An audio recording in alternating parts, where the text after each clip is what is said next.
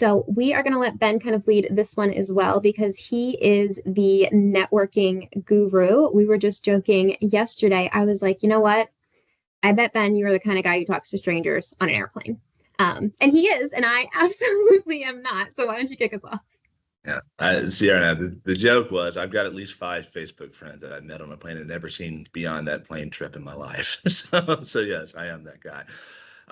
Look, I think most people probably know me through my networking that I've done over the course of my career. At least most people in my career space do, right? And a lot of that really is just being consistent and persistent and putting yourself out there, being able to share your expertise and being able to tap into others as well to gain theirs. Recruiters by nature, I think, need to be effective networkers, but the reality is, regardless whether you're a recruiter or an accountant, it's a helpful skill to have, from that standpoint. I'm a firm believer in a few things when it comes to not just your LinkedIn network, but just kind of your ability to step into any type of avenue that would allow for that. It can always give you an advantage if you're good at it. The beauty of having a strong network is if you've got a great network, it completely reduces your need to search for things that can otherwise just come to you. Personal branding. I'm a big believer on LinkedIn and being active, being out there, involved in conversations. I've gotten to know quite a few people over the course of my time. Many of you on the presentation here, I've gotten to know me through my own LinkedIn outreach and things of that nature. Being sincere, being authentic, being the expert at the things that you can bring to the table. Those things are all important. I'm a firm believer when it comes to your resumes and when it comes to getting resumes out through LinkedIn or even onto the job boards, having a tailored resume that goes specifically to whatever that job is as much as you can. As I've talked about before, it's okay to have a stock resume out there on a ZipRecruiter or a Dice or an Indeed or a Career Builder in my old company. But as you're actively out there looking for opportunities, making sure that you're looking over that job description, just to give it a second glance over. If you know it's a company that you really want to work for or a job that you really want, if you've got experience in that job description that's either not on your resume or not fully, represented on your resume, I would definitely make sure I beef it up on that end. Highlight any core accomplishments or key skills that you have within the framework of that as well.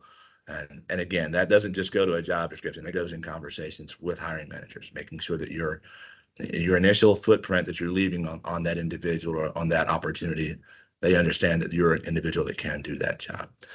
I've already mentioned from the personal branding stuff, staying out of very, very, aggressive arguments on LinkedIn and things of that nature, minding and building a good presence. And social media is always a good thing if you're on the job search, and not doing so is not so much. Sierra, do you want to talk about anything else on your as far as LinkedIn or otherwise on Yeah, the yeah. networking side? So when you're on LinkedIn, kind of look at your profile with blank eyes. And if I were to spend I agree. 5 to 10 seconds on your profile, could I get the vibe of what you do? Could I get the overview, the gist of it? Do you have a strong, like your subheader, like mine says Sierra Nasuti, and then underneath it's like marketing for IT recruitment or something. So it really quickly says who I am and what I'm doing. So if somebody's interested in that, they can go through and read the details.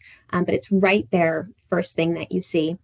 The other thing is go ahead, Google yourself. What comes up? Because that is something that within your personal brand outside of LinkedIn that companies are going to do. So I think, if you do some more interesting things on the side, you might want to make your personal Facebook or Instagram private when you're job searching, because I don't want to Google you and the first thing that comes up is, in a bathing suit, drunk somewhere, God forbid. And not that employers should be looking at that, but we know that they do. So just kind of keeping everything a little bit buttoned up.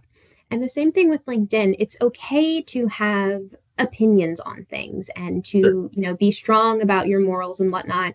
I post a lot about the work I do in animal rescue. Ben is on the board for Autism Speaks, and we're very vocal about that on our platform, but we're not getting into the comments and yeah, there you go. I've seen vacation pictures on LinkedIn recently, so we got a comment in about that, and I'm like, this is not the place. But yes, don't get in the comment section and argue with people. Politics, especially with the election coming up, just completely Not a steer good clear move. of it. You Yeah. want to be kind of neutral on those, just in what you're putting out there, so that you're not offending anybody and offending a potential opportunity. And it is a bit of a dual side coin, because if you are really strongly feeling about something, you might not want to work for a company that has differing opinions, but you know that, right? They don't have to. So don't knock yourself out of the search for that. I can speak to the last thing that you mentioned a moment ago as far as politics and again avoiding those sensitive topics as much as possible.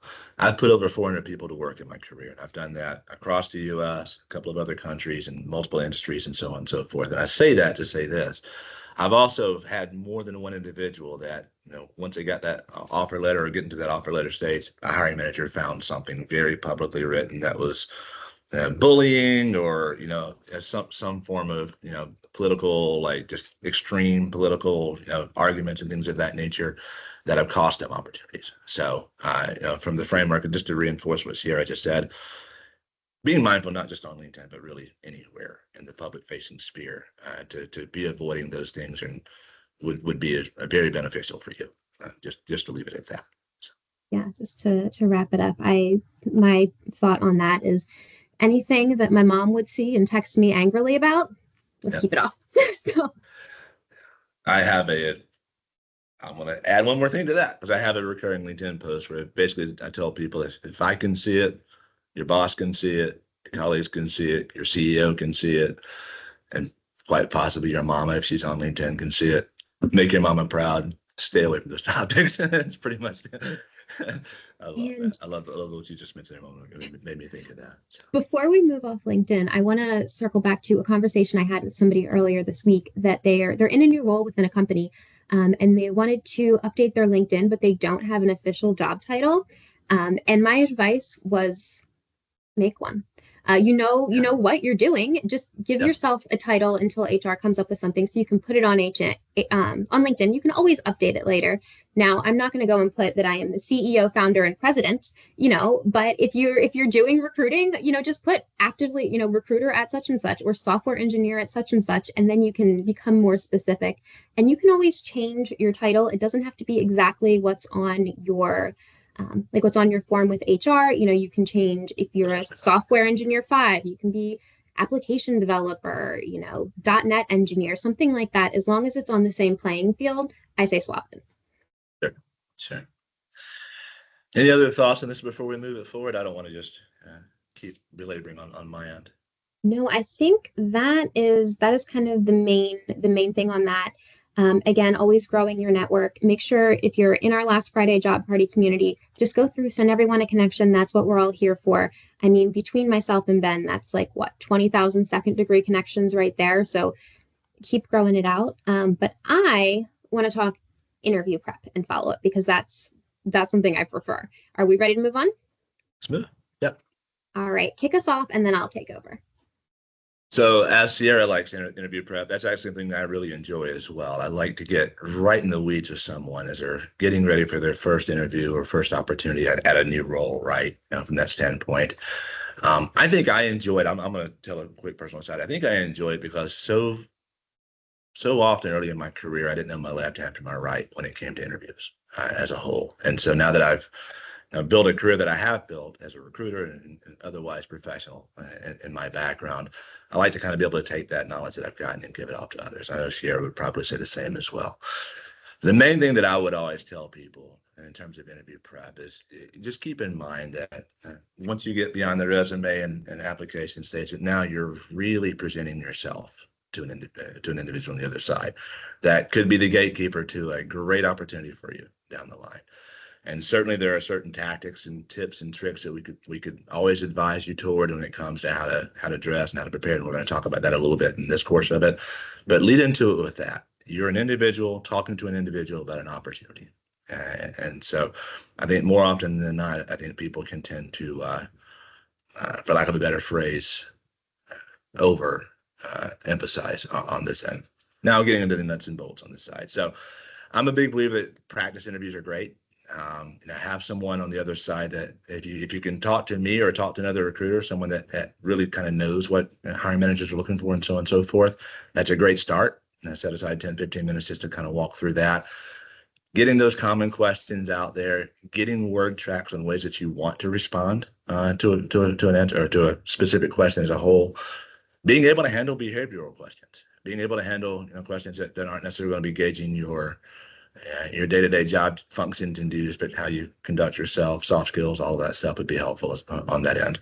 I'm a big believer that you need to be out there prior to an interview, researching the organization, knowing a little bit about who they are, what they do, knowing the players involved. If you've got the name of the individual that you're going to be speaking with in that conversation, look them up on LinkedIn, get a feel for their background, any common interests that you may have. I would take the resume that you've got, and I would take that job description, and I would line those two up as much as possible, have detailed notes on both that would allow you to speak to things in the course of that time and conversation, so that you can, again, better represent yourself as you see fit for that opportunity for that organization. The last thing I'll say as far as my idea from interview prep is I don't know if there's a magic number to this, but have some specific questions that you would want to know about the organization that kind of go beyond the pale of what that job description is day to day. I'm a big believer that sometimes an impactful question can be just as powerful as a great answer because it shows curiosity. It shows how you think, shows how you operate, shows how you know, it shows how you approach certain situations and certain things as well. It kind of shows what your priorities are.